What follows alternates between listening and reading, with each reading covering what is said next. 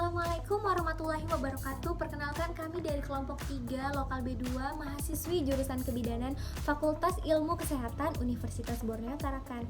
Di sini kami akan menjelaskan tentang kalimat efektif. Sebelum itu, mari kita perkenalkan anggota kelompok terlebih dahulu.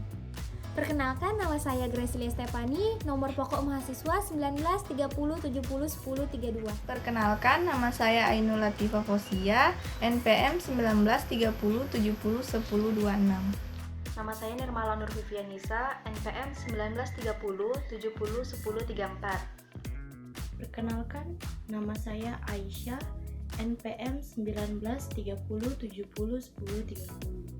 Perkenalkan, saya Yurika Ramadhani, NPM 19 30 70 10 28.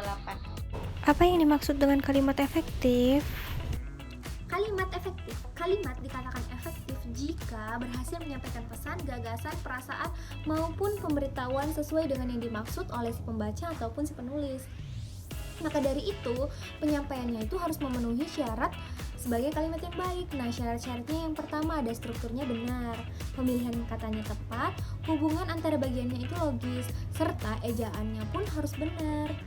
Nah, dalam membuat karya tulis baik berupa esai, artikel, ataupun karya ilmiah itu harus menggunakan bahasa secara tepat, yaitu menggunakan bahasa yang baku. Nah, jika susunan katanya itu tidak teratur, berbelit-belit, penggunaan kata yang tidak tepat maknanya, dan kesalahan ejaan itu dapat membuat kalimat tersebut menjadi kalimat tidak efektif. Nah, jadi kalimat itu dapat dikatakan efektif apabila mampu membuat proses penyampaian dan penerimanya itu berlangsung dengan sempurna. Adapun unsur kalimat efektif, yang pertama ada subjek. Subjek adalah unsur yang diperkatakan dalam kalimat. Contohnya adalah aku seorang mahasiswa, di mana subjeknya adalah aku.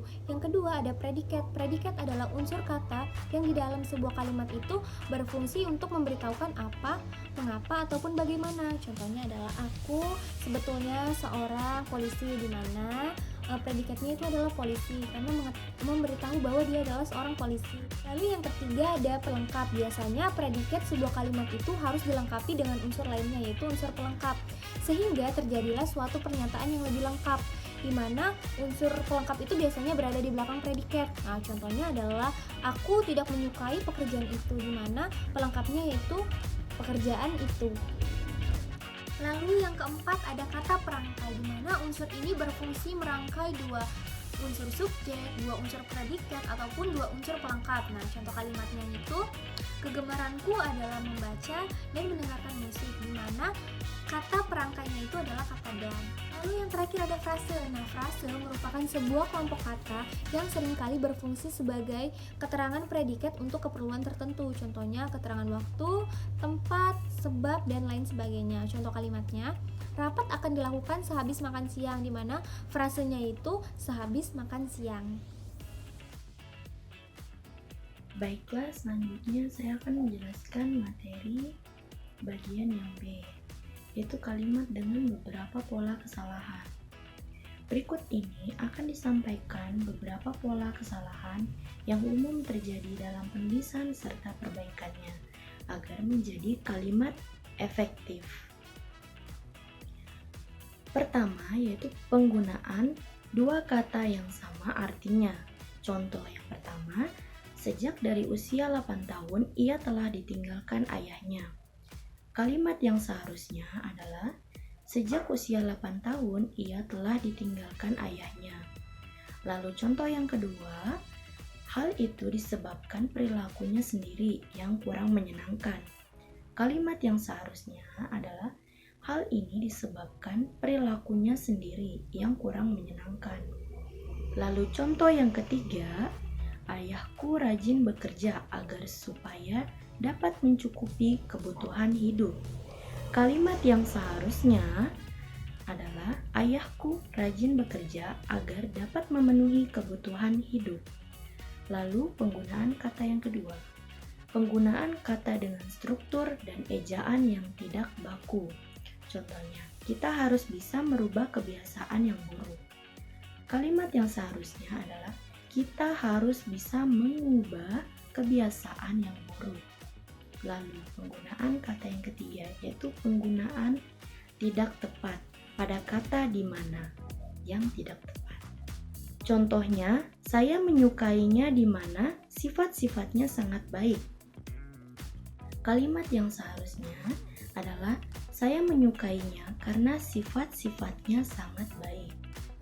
Lalu, contoh yang kedua, rumah sakit di mana orang-orang mencari kesembuhan harus selalu bersih. Kalimat yang seharusnya, rumah sakit tempat orang-orang mencari kesembuhan harus selalu bersih. Lalu penggunaan yang keempat, pilihan kata yang tidak tepat. Dalam kunjungan itu, Presiden Yudhoyono menyempatkan waktu untuk berbincang-bincang dengan masyarakat. Kalimat yang seharusnya adalah dalam kunjungan itu, Presiden Yudhoyono menyempatkan diri untuk berbincang-bincang dengan masyarakat. Lalu, kalimat yang kelima, yaitu kalimat ambigu yang dapat menimbulkan salah arti. Contohnya, sopir bus Santoso yang masuk jurang melarikan diri. Kalimat yang seharusnya adalah bus Santoso masuk jurang, sopirnya melarikan diri. Lalu yang keenam, pengulangan kata yang tidak perlu.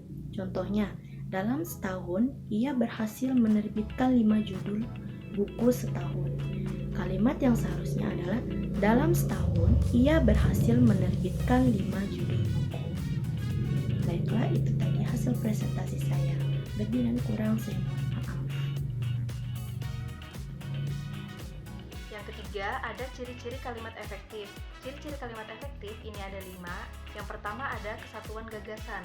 Dalam sebuah kalimat efektif, itu harus mengandung unsur klausa lengkap, minimal subjek dan predikat.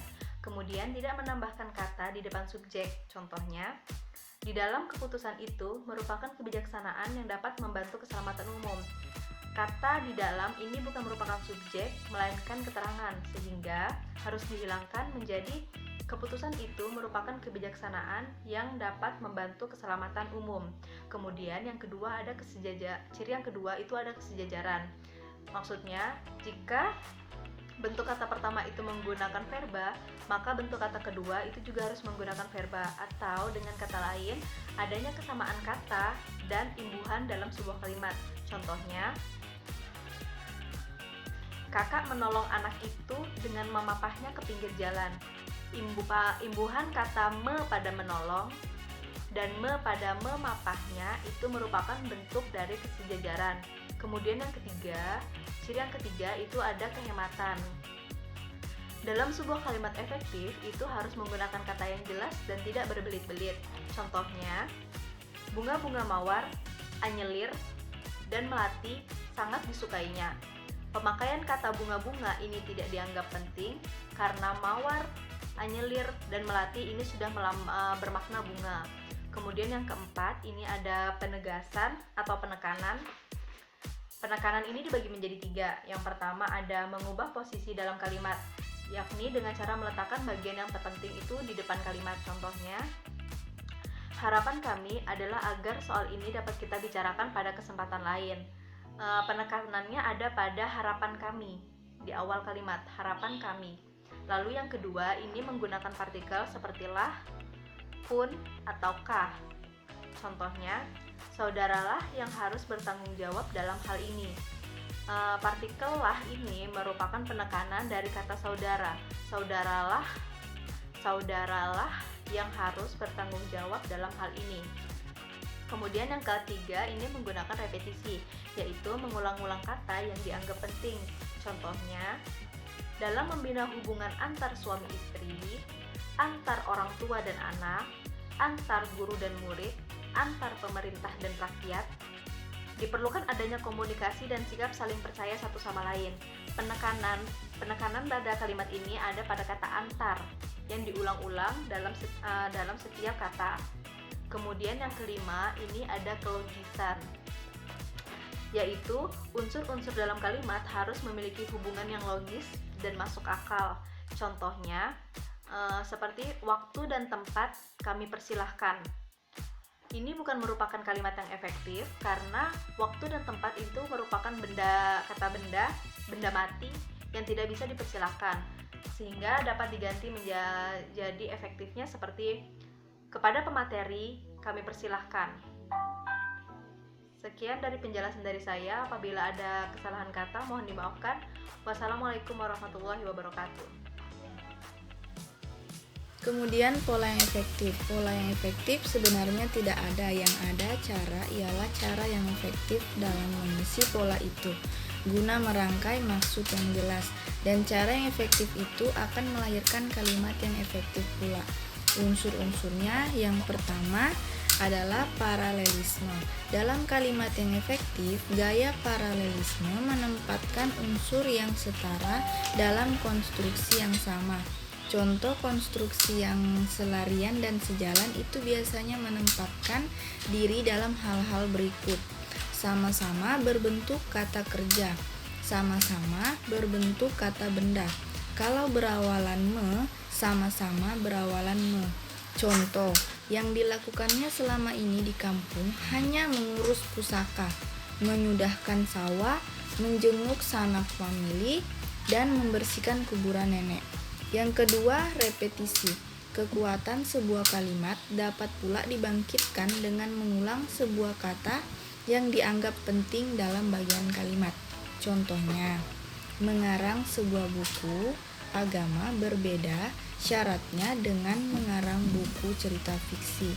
Sedang mengarang untuk surat kabar berlainan ketentuannya dengan mengarang syair. Yang ketiga, inversi. Seringkali kalimat efektif dapat diusahakan dengan membalikkan pola dasarnya.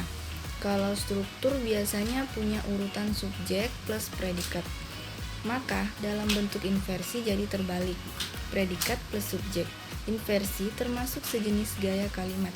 Tujuannya seperti juga tujuan gaya kalimat yang lain, ialah untuk memberikan efek yang lebih besar. Terjadinya bentuk inversi boleh jadi karena ingin memberi variasi agar kalimat tersebut tidak monoton. Contohnya, besar rumah itu, Roni terkilir kakinya waktu bermain bola. Kemudian yang keempat, posisi frase dan klausa. Posisi sebuah frase maupun klausa ada kalanya mempengaruhi sebuah kalimat, sebuah frase atau klausa yang ditaruh di belakang sebuah kalimat. Pengaruhnya akan lain daripada menaruhnya di bagian depan. Contohnya, harta bendanya disita lantaran utangnya banyak di bank. Lantaran utangnya banyak di bank, harta bendanya disita. Teman-teman, di sini saya akan menjelaskan tentang kalimat variasi. Jadi, kalimat variasi itu adalah pola kalimat yang dibentuk sedemikian rupa yang bertujuan untuk menghindarkan bentuk monoton atau rasa bosan pada si pembaca ketika membaca kalimat tersebut. Nah, kalimat variasi ini dibagi menjadi 4 macam. Yang pertama, variasi dalam cara memulai. Ada beberapa pilihan untuk memulai sebuah kalimat. Ada frase keterangan, frase benda, frase kerja, dan partikel pendukung. Kita ambil satu contoh, yaitu partikel pendukung. Jadi contohnya adalah karena bekerja terlalu berat, ia jatuh sakit. Yang kedua adalah variasi dalam panjang pendek kalimat. Jadi panjang pendeknya variasi kalimat disebabkan oleh fungsi dari kalimat tersebut. Sehingga walaupun fungsinya sama, tetapi dibedakan oleh panjang dan pendeknya. Yang ketiga ada variasi dalam struktur kalimat. Nah, variasi struktur kalimat adalah mengubah kalimat baik susunan maupun kata-kata yang digunakan menjadi bentuk kalimat yang baru tanpa mengubah maksud atau pengertian dari kalimat tersebut. Contoh kalimat awal, bidan muda itu belum dikenal oleh masyarakat di desa Sukasari. Variasi kalimatnya, masyarakat desa Sukasari belum mengenal sosok bidan muda tersebut. Yang keempat adalah variasi dalam jenis kalimat. Variasi dalam jenis kalimat. Untuk mencapai efektivitas sebuah kalimat berita atau pertanyaan dapat dikatakan dalam kalimat tanya atau kalimat perintah.